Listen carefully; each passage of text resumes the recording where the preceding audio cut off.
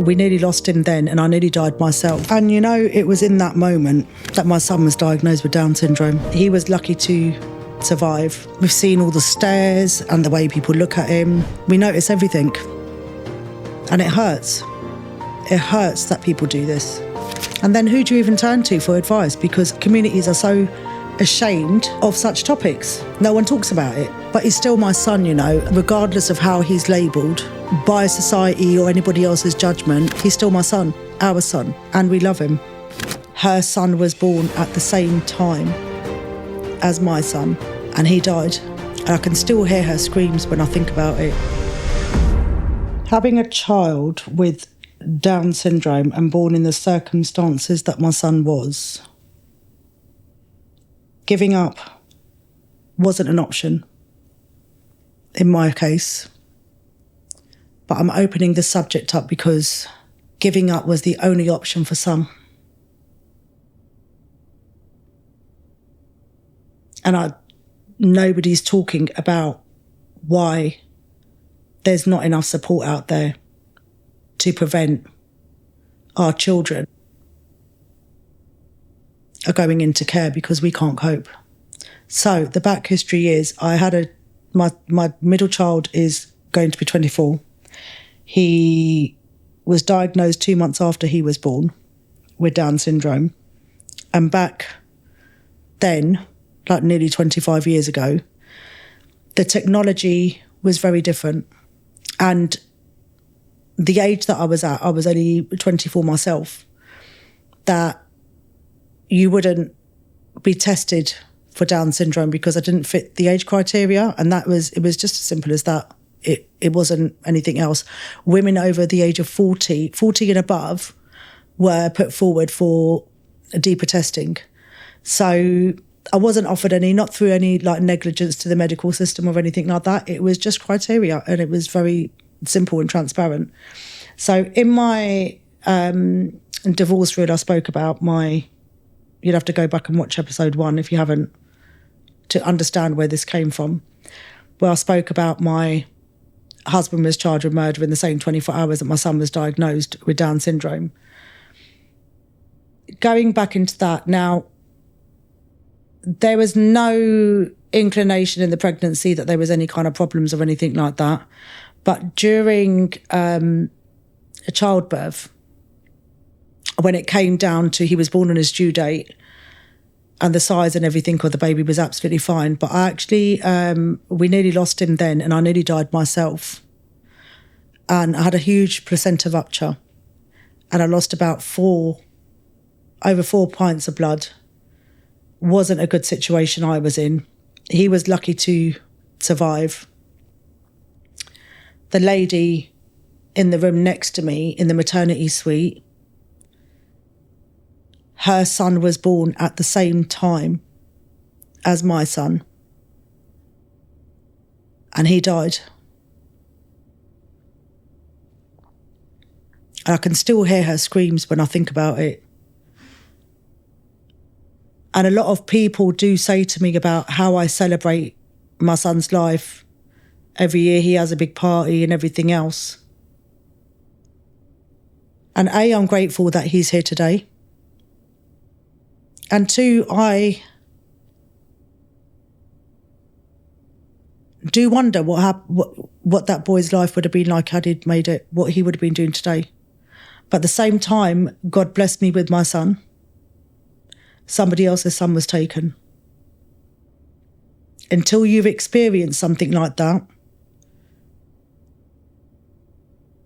you will never understand, I think, the blessing that I see in my child's face.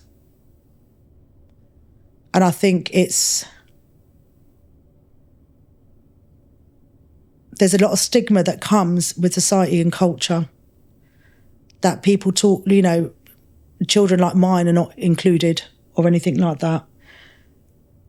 And I had a lot of people saying that, you know, God's punishing you. And even my ex-husband had things like that you're being punished. But we never saw it like that. We actually we're trusted and blessed with an angel to look after for the rest of our lives. God's special child.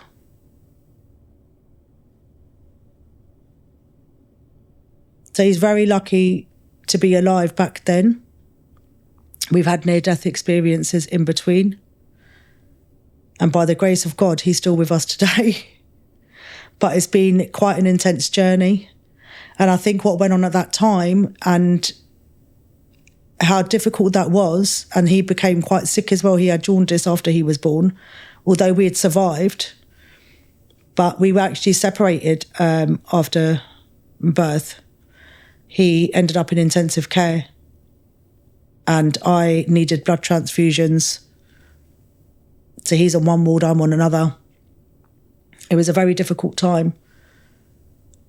And then all the other stuff happened with his dad.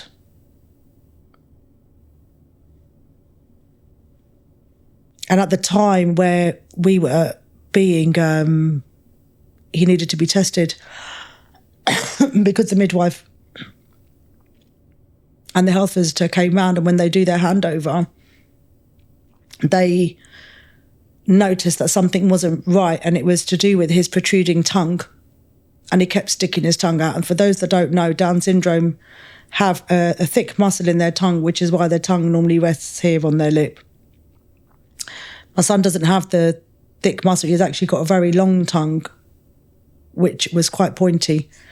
But at that time, it wasn't known that this is what the problem is. So he kept spitting out his milk. And it was everywhere. And he just wasn't swallowing. And then in the vicious cycle of crying and not being able to feed. So the health visitor said, I think he needs to go to the paediatrics in at the hospital. And she called them, said that I've got my patient needs to be seen. And that's how we ended up at the hospital. So his dad was still around at that point, and we went to the hospital and they started doing all these checks with the paediatric consultant. And then they said, we need to do bloods. And we said, what are you looking for? And she said, Down syndrome. And I think both of us didn't even know what the hell to think at that point. Didn't understand any of it. The shock, you've just had a baby. That was a traumatic experience within itself. I've now got severe anemia and things like that, and I can't even think straight. And now, been told something else I know nothing about. I knew nothing about it.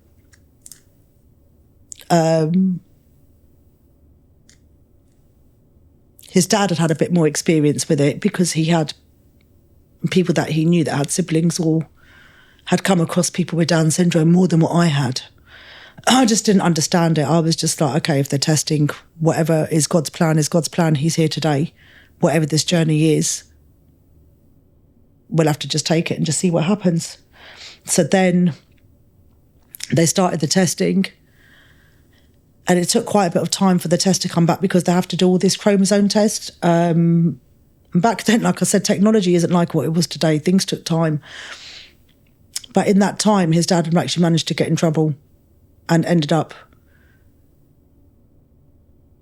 in prison. He's now been remanded in custody. And then they delivered the diagnosis. And that was a huge blow because I wasn't expecting it. I didn't understand it. I didn't know what was going to happen. I didn't know what was going to happen with his dad. He was on serious charges, and I was like, I don't know what I'm going to do.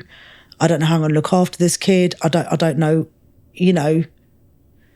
I don't know what's going to happen, to be honest. And I was very young, and I had too much trauma already going on as it was. And now the son that I've thought that I've had is normal now isn't.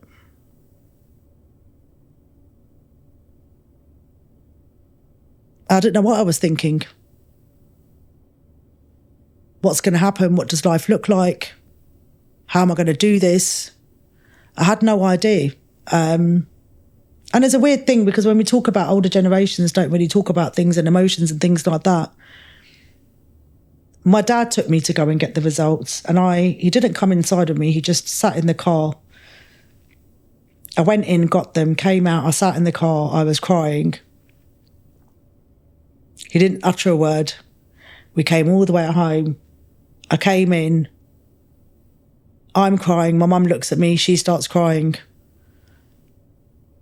My nan looks at me, she starts crying, and she doesn't know now why she's crying because no one's talking about what's happened. And no one's even checking if they're happy tears or sad tears or whatever. Now we've got a whole household crying. Now my sisters don't know what to do when they're looking like they want to cry, but they don't understand what's gone on and what's happened. And it was a very difficult thing. I remember my dad and my granddad sitting in the corner and just not saying anything with their arms folded. And my dad, the only thing he said to me, he said, I'll let you have it today. I'll let you. Because it's a shock and I understand. He said, but tomorrow's a new day. And this child didn't ask to be here. And he said that you've got a computer upstairs. You investigate and you arm yourself with knowledge. You educate yourself on the matter, and the path will open up itself. And I just nodded my head. And he said, in life, that's where I learnt the circle theory. He said, in life, you've got the circle. You can go round the circle and you'll keep ending up at the same point at the top of the circle. But he said, if you go right through the middle, which is where this journey is now going to take you, you're going to charge right through the middle, and there'll be problems from the right, and there'll be problems from the left. And each time you learn something, you deal with it, you throw it over your shoulder and you keep going. Because with each step that you take on this journey that you're about to enter with this blessing that you've been given is a huge learning curve for you. And there'll be a purpose in it. He said, but you'll never get to the outside of the circle and come through the other end if you're going to keep going round and round in circles now. So we said, you think about it. So whenever I have hard times, and I do as a parent still, well, I think, shit, I just can't do this today. I can't do this week. I can't. Sometimes we go through things ourselves, and sometimes behaviour and stuff, and there's things that come up that are very difficult that you do as a parent, sometimes you can't cope with. I have to keep reminding myself of what he taught me. And the reason why I'm saying this is because not everybody supported how I was. I was so lucky to be supported by a family like the one that I come from. And no one batted an eyelid at him. And there are people, and even people that I know, that have the fear of stigma of having a child with a disability, they've ended up putting them in care. But it's a perspective, and if you saw it as, you're chosen. You're chosen with that blessing. Because not everyone has that opportunity, to look after and care for a child like that, whether they're a girl or a boy, whatever. It's the ultimate blessing. There's so much that we learn, and it transforms and transforms everything about your life. And there's so much more to life, and the value of life, the price goes up. Because now you've got even more to fight for, even more to live for. So in that time, that it was very difficult. There was no support. Even like now, I'm sitting here talking to you all now about it. You would never find anything. And I know that there are platforms where people are talking about various different angles. And it's good that we all have that. And I also myself take reference sometimes, because there's ages and stages that I come to that I haven't dealt with before, and now I need to think differently. And I think, okay, if somebody else is going through it. The inclusion is very important. The blessing you see in it is very important. You're never alone. That, I'm not saying it's a bad thing when people give up, but not everybody can. And maybe somebody else can give your child the life that they deserve because you can't. And that's fine as well. It's fine. But I think where some parents get exhausted with searching for answers that they can't find, that sometimes having to make that decision is even tougher because there's a stone that you haven't overturned to find the answer to. It's a challenge. It's a big challenge. I mean, I've been tried and tested to my wit's end above and beyond anything else. But it's just as rewarding. And it's not easy, and I do understand that it's not for everyone. And nobody knows what it's like to be at that crossroad for giving up, because there's just a lack of knowledge. People are very quick to judge. Everyone's circumstances are different. So always stick to your own circumstances and what's right for you. Don't try to bring anybody else's opinion of how you should be living your life in that situation. But I was blessed with the support that I had, and I chose. Giving up wasn't an option for me. It wasn't an option for me. And my reasoning is I'd already accepted him as my son without the disability. I'd already accepted him. I've already had him. I didn't know he had this. How could I? There was no option in my mind for my circumstance. I was doing it.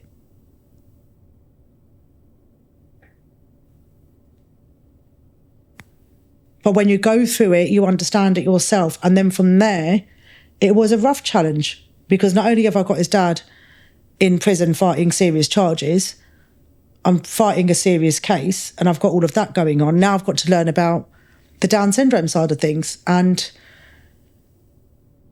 there were so many people involved, from like child development centres to Great Ormond Street Hospital and your local hospitals and community care and GPs and nurses and health visitors involved even longer. There's people coming and going and coming.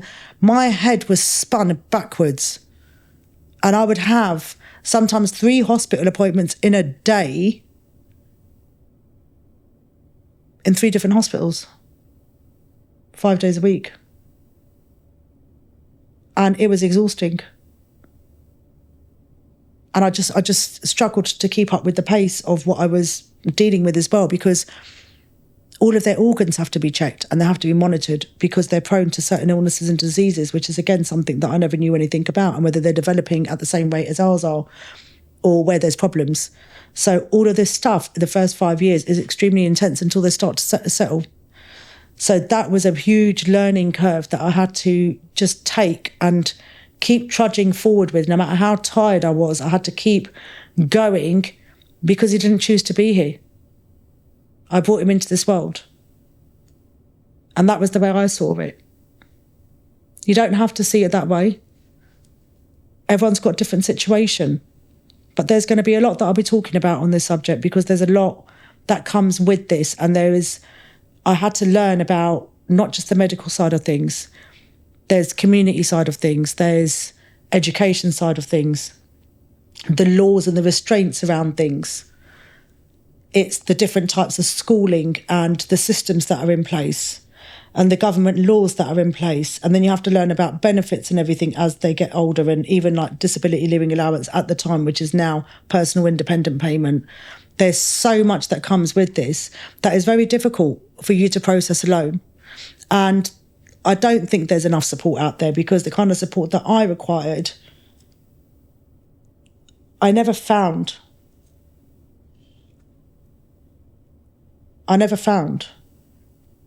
So I'd like to be that support that I never found, that I needed, because I've gained all that knowledge now, and share it with everybody. So no matter from where you started or what place you're at in your journey now, I mean, I'm at adulthood now, and we're still battling a force with local authorities, which is a continuous challenge. But it is difficult, but it's also extremely rewarding. And the love that they have and that they share is just unbelievable. I mean, we've got quite a character on our hands because his case became more complex because he has ADHD with the Down syndrome as well, and another behaviour disorder, oppositional defiance disorder. And then you've got his own wonderful personality, who he is as a person. So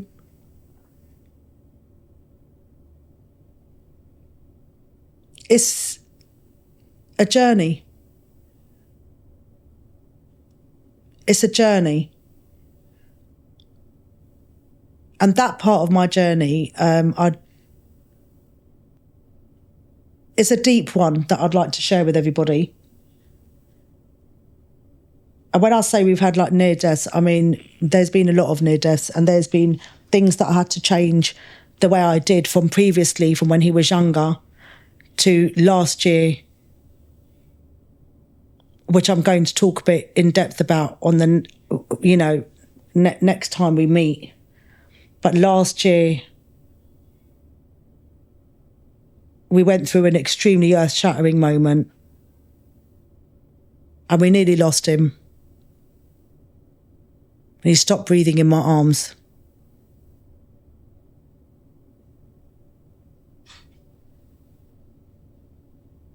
Ended up in intensive care. Stopped breathing a further 3 times. We'll talk about what happened next time. 10 weeks in intensive care, what went on, and the reality, and what really has changed or not in the NHS. See you soon.